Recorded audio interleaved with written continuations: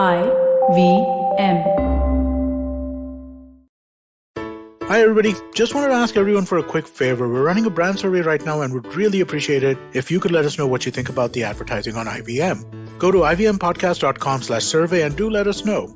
As part of this, we'll be selecting 10 random participants and sending them some IVM swag, so do fill out those surveys.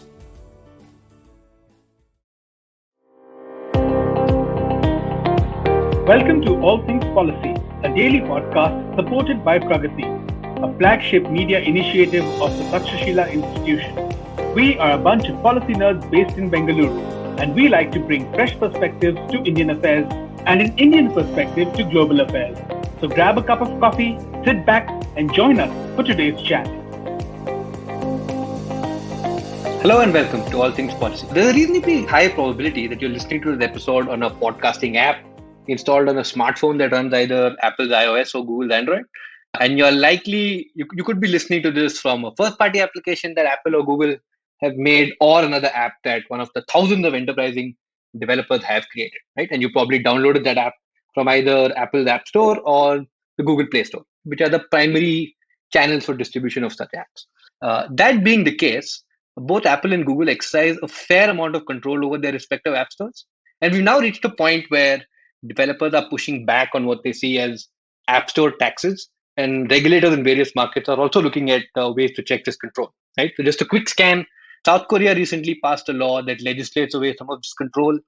In the US, you have the Open Market Act that has been proposed. The EU is investigating Apple's App Store based on a complaint from Spotify. UK is investigating the Apple Google duopoly as well.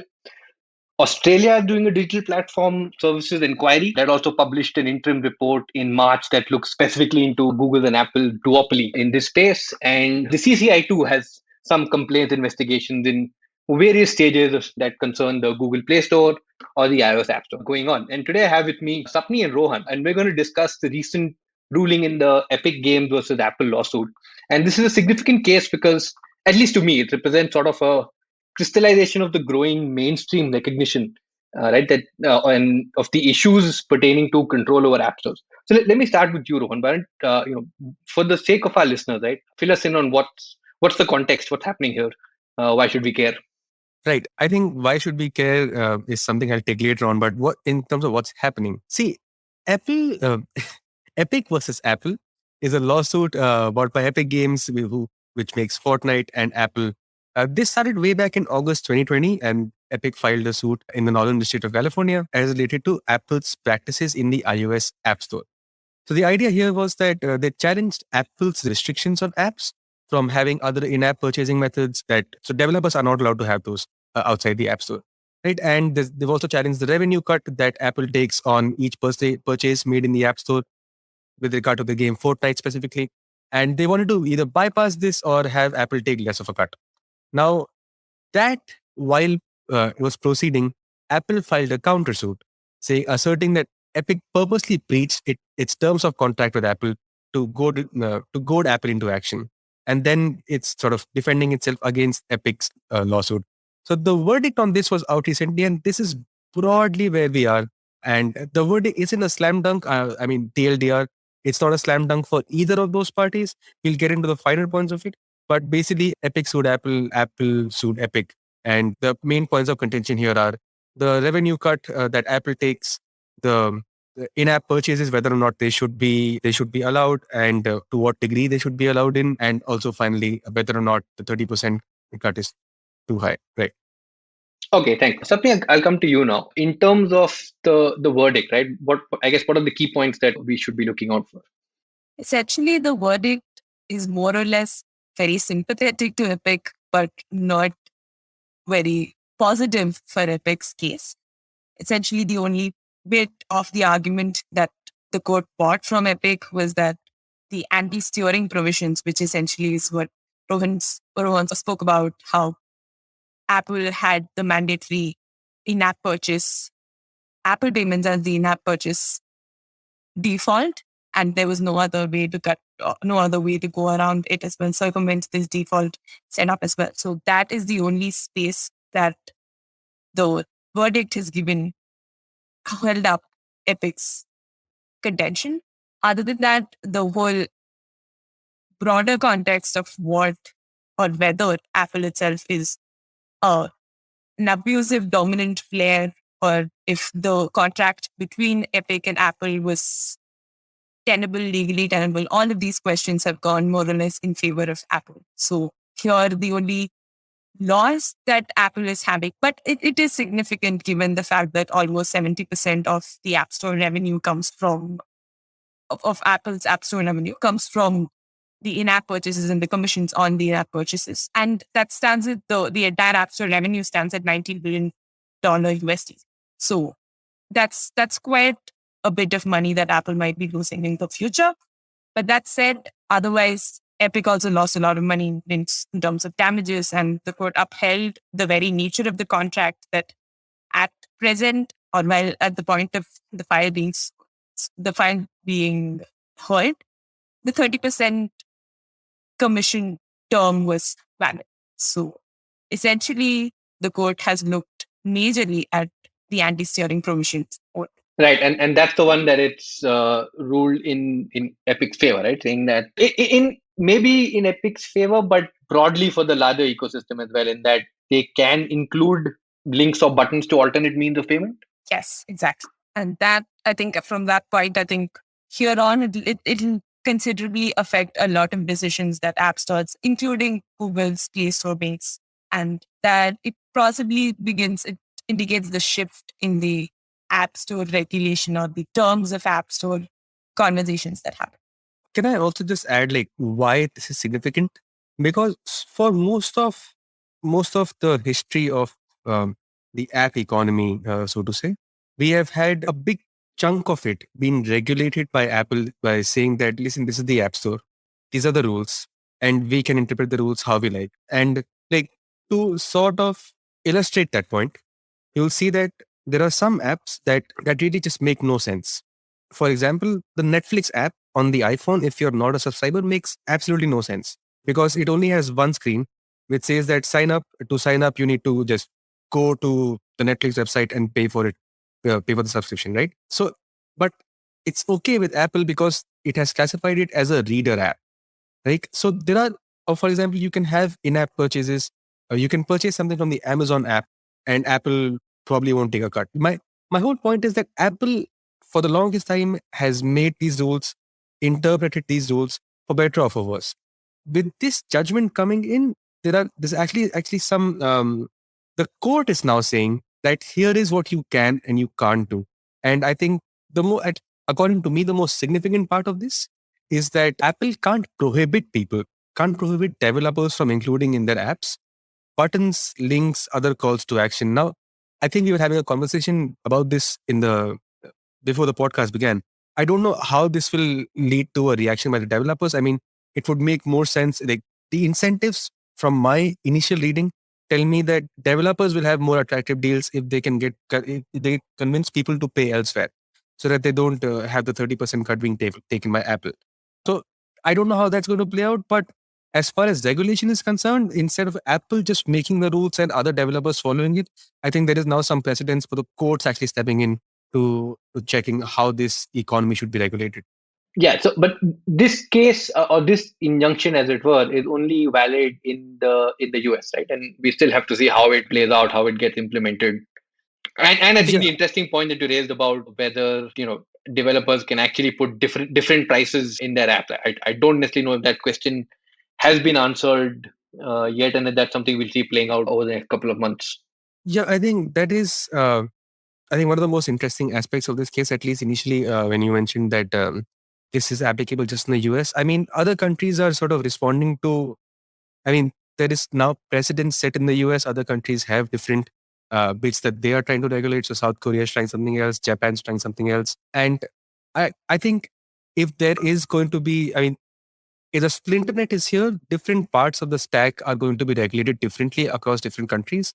And that's sort of why this is important, because this is the US. It's one of the world's largest markets, if not the largest market in the world. And it's sort of interesting to see how other countries sort of build from this, not least what happens in India after. Right. On that note, we'll take a short break and we'll be right back. Security on a computer is like a layered cake. No matter how secure each layer may be, attackers and hackers will work tirelessly to find a vulnerability and exploit it. These cyber attacks can sneak into a system unnoticed, eventually gaining access to all the programs and files on your computer stack. Luckily, with Intel vPro platform, all of this is avoidable. Intel vPro has the Intel Hardware Shield, which adds protection to every layer of the computer system with 3 groups of security capabilities. Advanced Threat Protection, which helps quickly detect and remediate the latest ransomware and crypto mining attacks on the system. Below the OS Security, which helps identify unauthorized changes to hardware and firmware. And Application and Data Protection, which helps prevent memory corruption and malware injection. So secure your organization's productivity with hardware-based security only with Intel vPro. Visit intel.in/IT heroes to know more. Intel vPro, built for business. And we're back. Okay, so as we're talking about this and this growing regulatory pressure around app stores, and one thing that occurs to me is that there is also an aspect of user experience here that we should think about.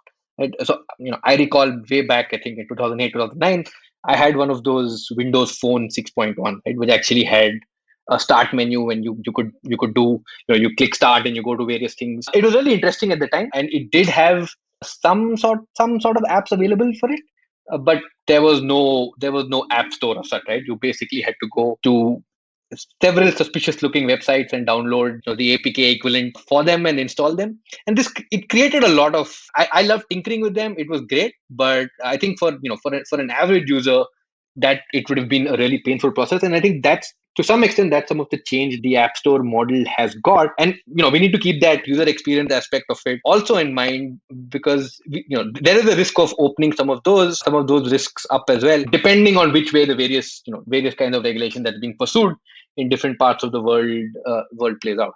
I think that's possibly exactly the plan that Apple gives, right? Apple talks about how it is a more secure environment, it's more privacy focused, and how Apple vets these apps in the App Store and ensures that it's safe for the users.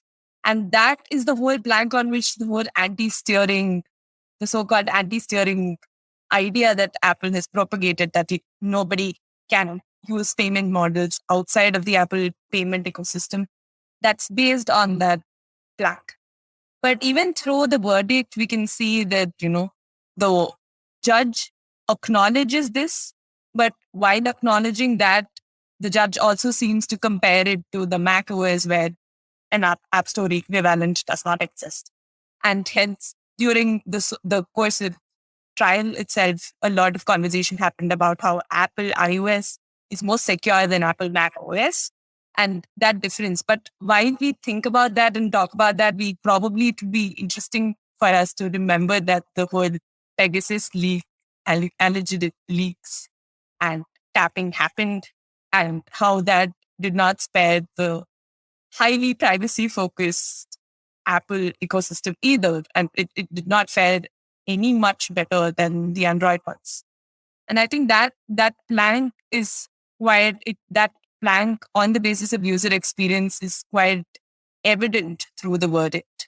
Yeah, and I don't think Apple's also helped themselves with some of the stuff around CSAM, right? That they had planned and now paused, right? I don't think been cancelled, but been delayed, and that's all we know, right? So it's also, I think there are these other aspects of it, right, which is leading people to question that, I guess, the honesty or the integrity behind that privacy as that plank.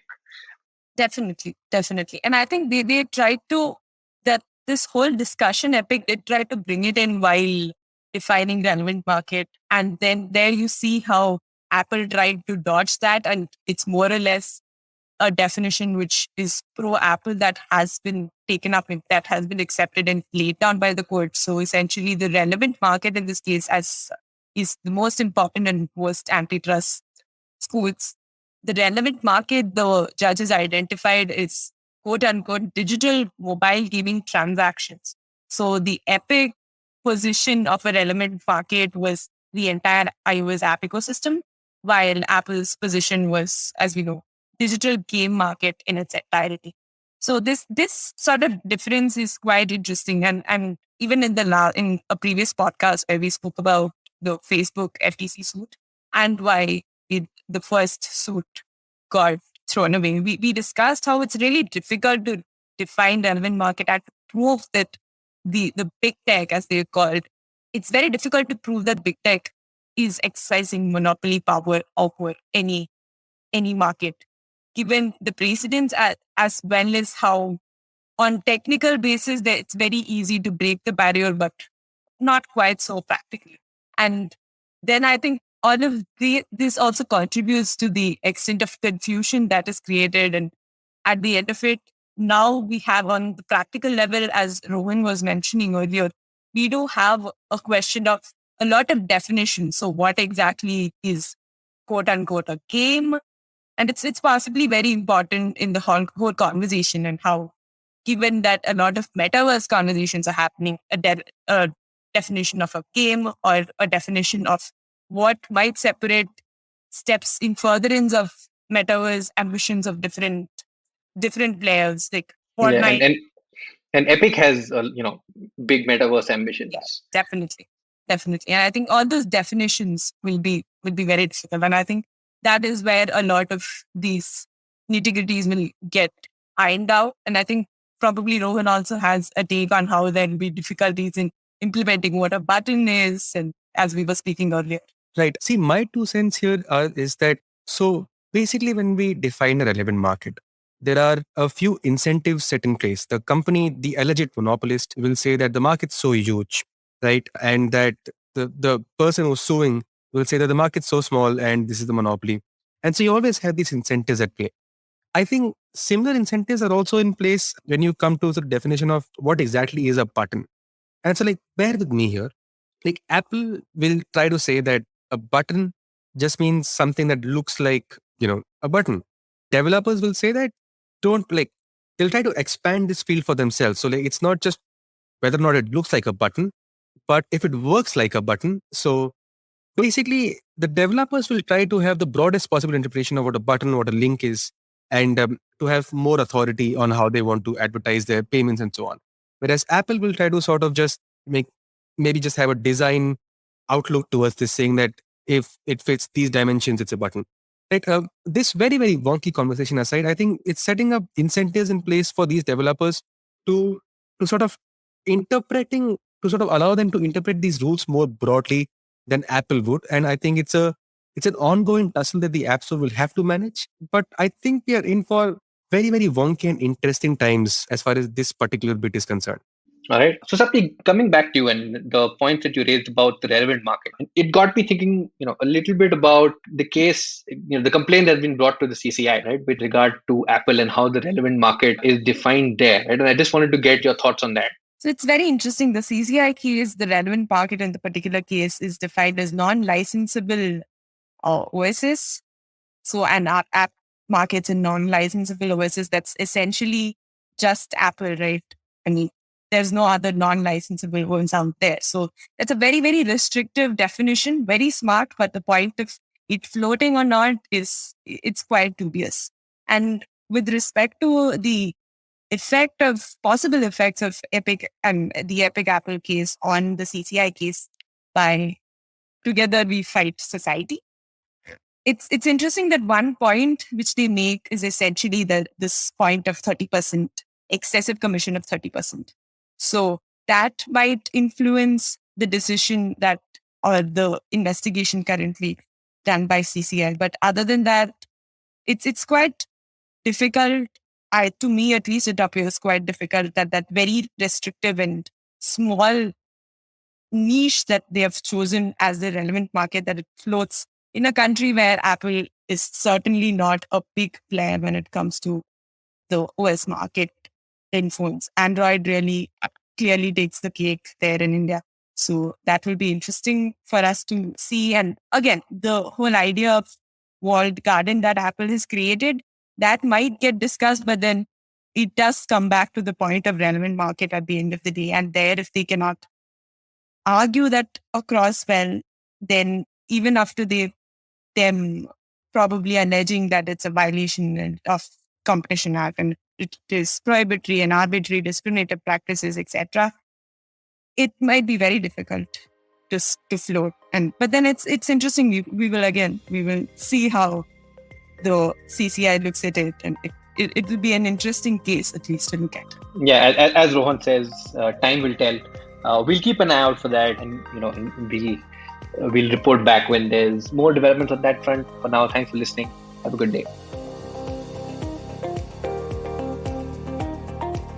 If you liked our show, don't forget to check out other interesting podcasts on the IVM network. You can tune into them on the IVM Podcast app, ivmpodcast.com, or wherever you listen to your podcasts. You can also follow IVM on social media. The handle is @IVM Podcasts on Twitter, Facebook, and Instagram. And hey, if you'd like to dive into Takshashila's research on technology, strategy, and economic affairs, check us out at our Twitter handle @TakshashilaINST or our website takshashila.org.in. Hey everybody, it's been another great week on the IVM Podcast Network. In the series on podcasters, on storytellers and storytellers, Vineet talks to the founder of Kids Stop Press and host of the Raising Parents podcast, Mansi Zaveri. They talk about her journey of building one of India's most trusted parenting content brands. Tune into the Musafir Stories where Saif and Faiza speak with Hussein and Keshav, hosts of the podcast Far From Fact. They discuss lesser-known places for the weekend in Mumbai for both tourists as well as locals. On the Edges and Sledges cricket podcast, Ashwin and DJ wrap up the England versus India Test series and talk about Manchester's Test match cancellation, India's T20 World Cup squad, and the IPL 2021 restart. And on Say No to Drama, Chetna suggests time management to beat procrastination and urges us to stop glorifying working weekends. Do follow us on social media. We're IVM Podcast on Twitter, Facebook, Instagram, and LinkedIn. And remember, if you're enjoying this show or any of our other shows for that matter, please do tell a friend. That is the most helpful thing that you could do to help us out. And finally, this week, we'd like to thank our sponsors on the network, Cred, Bank of Baroda, Quarter, CoinSwitch, Kuber, and Intel vPro. We really do appreciate the support. This is what makes it possible. Given the unprecedented times our nation is going through, where positive is now a dreaded word, Smile India gets you delightful news from across the country about people and places that continue to spread the much-needed hope and positive vibes. I am Shifa Maitra, and you can hear Smile India with me every Thursday on the IVM app, website, or wherever you get your podcasts from. Oh, and did I tell you Smile India is available in both English and Hindi.